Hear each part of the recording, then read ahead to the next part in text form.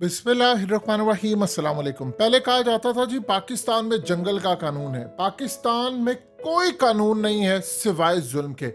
आप इमेजिन कीजिए ज़रा कि फवाद चौधरी के बारे में किसी को पता ही नहीं है कि कल किस जगह फवाद चौधरी को लेकर गए। 24 घंटों में फवाद चौधरी मुल्क के किस हिस्से में रहा, किस नामालूम जगह पर रहा, कौन से नामालूम उसको लोग लेकर गए, कितना उसको मारा, कितना तशद्दुद किया, पूरे पाकिस्तान को पता ही नहीं है।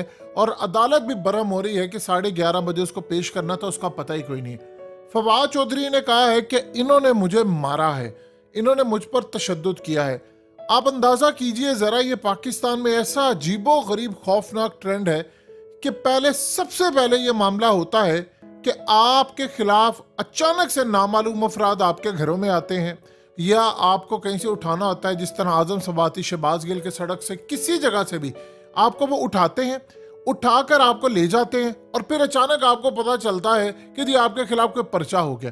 वो पर्चा होने के बाद आपको पता ही नहीं चलता कहाँ पर है, मारा जाता है या ले जाया जाता है, फिर आपको लेकर आते हैं और कुछ अरसे के बाद अचानक से आपको कहीं किसी FIA में, कहीं पुलिस में, किसी जगह पर पेश कर दिया जाता है। फिर आपका रिमांड मिलता है, रिमांड में फिर आपको मारा जाता है, फिर आपको लेकर आते हैं, कौन मारता है, कहां पर आपको शिफ्ट कर दिया जाता है, कौन से लोग आपको मारते हैं, और फिर पुलिस के हैंड ओवर किया जाता है।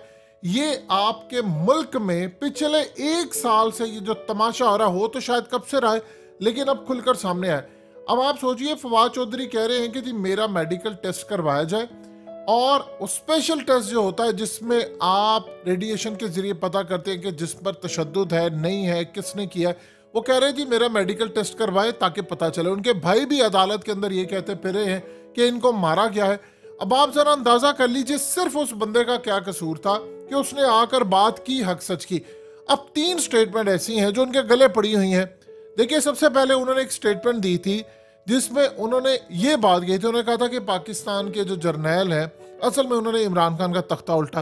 फिर उन्होंने इलेक्शन कमीशन के हवाले से कहा कि उनकी फैमिलीज और ये वो उनके बारे में गुफ्तगू की। फिर उन्होंने एक और स्टेटमेंट दी, उन्होंने कहा जी आप लोगों ने अगर आना है तो हमारा जोर आजमा लो, अब इनफ इज इनफ हो गया, और सबर की बेइंतहा हो गई है। और सबसे बढ़कर अब आप देखिए कि PTI के लोग, इबन के असद उमर जमान पा के बाहर आकर अब ये कह रहे हैं कि भाई इनफ इज इनफ हो गई है, और उन्होंने आकर एक करारदाद पास की। उस करारदाद के अंदर उन्होंने कहा जी हमने 4 करारदादें पास की है कि पाकिस्तान में ये जो इलेक्शन है वो किस तरह इस्टेब्लिशमेंट करवाएगी, उसकी मर्जी से होगा, क्योंकि गवर्नर खैबर पख्तूनख्वा ने बात की। उन्होंने कहा जी हम सदर पाकिस्तान को कह रहे हैं कि इंटेलिजेंस इदारों की जो मुदाखलत है उसको रोके। अब ये असल में सिलसिला है। अब फवाद चौधरी का जहां तक मामला है, आप अंदाजा कीजिए कि कैसा एक प्लान दिया गया है, उस बंदे को इतना जलील करना है, इतना जलील करना है। अब इस सहाफी की जरा ट्वीट देखिए, ये कहते हैं जी फवाद चौधरी को समझा दिया गया है कि वो दोबारा अब ये काम नहीं करेंगे।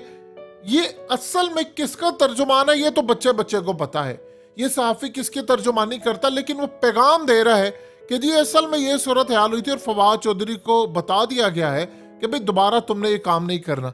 किसने बताया है, क्या बताया है, ये सिर्फ लोग छोड़ देते हैं और अपनी ताकत दिखाने की कोशिश करते हैं। यानी आपके मुल्क के अंदर ये ऐसी सूरत हाल पैदा हो गई है कि आप ये देखें कि किसी को कुछ समझ नहीं आती कि इलेक्शन कमीशन में किसके बंदे लगे हुए हैं, या पुलिस में किसके बंदे लगे हुए हैं, या FIA के अंदर किसके बंदे लगे हुए हैं।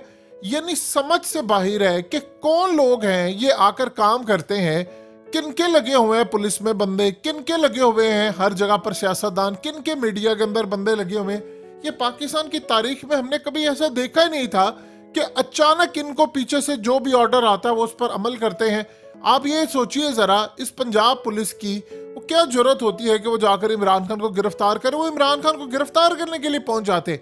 आपके मुल्क के अंदर जो तमाशा लगा हुआ है, यानी पहले ये काम होता था कि चुप चुप कर चीजें होती थी, काम कर लिया, मीडिया पर ना आया, अब तो ओपनली हो रही हैं कि उसको, यानी आप सोचिए कि ये साबिक वफाकी वजीर है, उसको मारा जा रहा है, उसके मुंह पर काला कपड़ा डाला हुआ है इन्होंने, और काला कपड़ा डालकर जलील करके उसको लेकर आया जा रहा है, और पीछे से ऑर्डर है कि इसको जलील करना है। इतना इबरत का निशान बनाओ कि दोबारा कोई आवाज उठाने से पहले 100 दफा सोचे। आपने गौर किया है PTI के अंदर बहुत सारे जो रहनुमा हैं उन्होंने गुफ्तगू करना बंद कर दी, सिवाय एक असद उमर बात कर, उनका नंबर भी आया खड़ा है। आज नहीं तो कल असद उमर को भी गिरफ्तार कर लेंगे और उसके साथ भी यही होगा, उस पर भी कोई केस डाल दिया जाएगा, फिर उसके मुंह पर काला कपड़ा डाला जाएगा।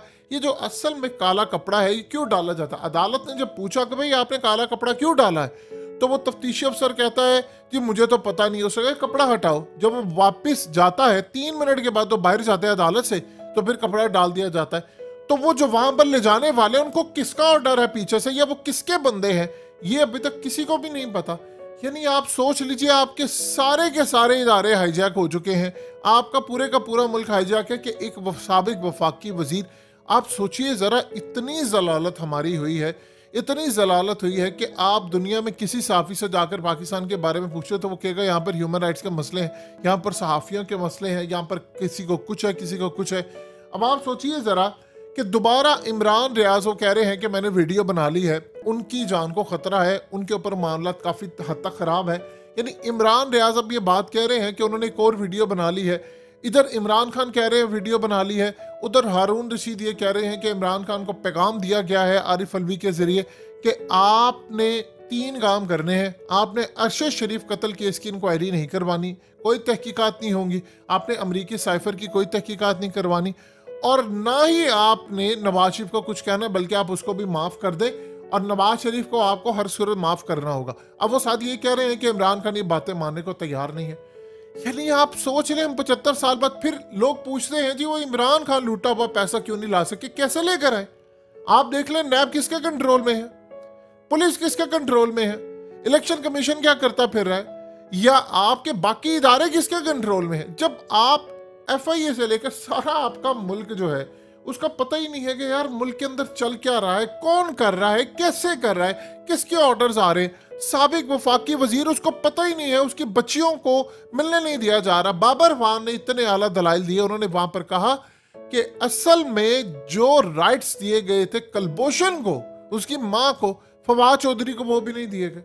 यानी ये कैसा मुल्क है और कैसी सूरत हाल से, और सारे का सारा इल्जाम जी वो 4 साल इमरान खान करता रहा। आप यहाँ से अंदाजा कर लें इमरान खान की ये हालत है कि वो अपने सूबे में होते हुए एक FIR दर्ज नहीं करवा सका, तो हम कैसे कह सकते हैं जी वो इमरान खान ने किया था सारा कुछ।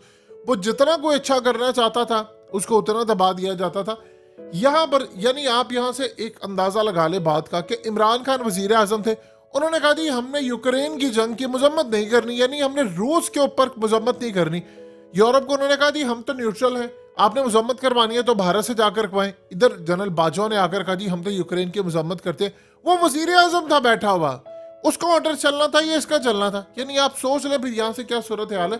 इतना बेबस पाकिस्तान का वजीर आजम होता है। अब फवाद चौधरी के साथ जो मामला हुआ है वो आप सबके सामने है कि पता ही नहीं है इस मुल्क के अंदर चल क्या रहा है, उसके साथ हो क्या रहा है, कौन उसको लेकर जाता है, कौन उसको मारता है। वो कहता है मेरा मेडिकल टेस्ट करवाया जाए, उसको कौन लेकर गया है, 24 घंटों में कहाँ था फवाद चौधरी, लोकेशन कहाँ पर थी, किसी को कुछ नहीं पता, और उसका मोबाइल फोन तक इस्तेमाल किया जा रहा है। यानी ये आप अंदाजा कर ले इस मुल्क की सूरत हाल क्या है।